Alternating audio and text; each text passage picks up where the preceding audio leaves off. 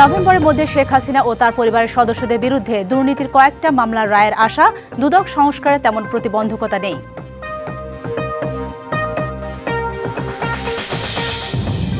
গণ অভ্যুত্থান দমনে মরণাস্ত্র ব্যবহার ও হেলিকপ্টার থেকে বোমা বর্ষণের নির্দেশ দেন শেখ হাসিনা। আন্দোলনকারীদের রাজাকার চিহ্নিত করে দিতে চান ফাঁসি।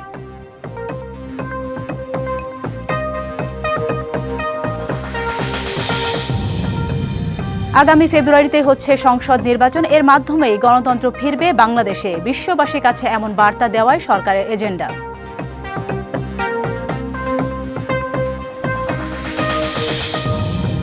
রাজনৈতিকভাবে পরাস্ত হয়ে বিদেশে বসে ডিম ছোড়ার মতো অপকর্ম করছে আওয়ামী লীগ। এনসিপির ওপর হামলা সরকারের ব্যর্থতারই ফল বলছে বিএনপি।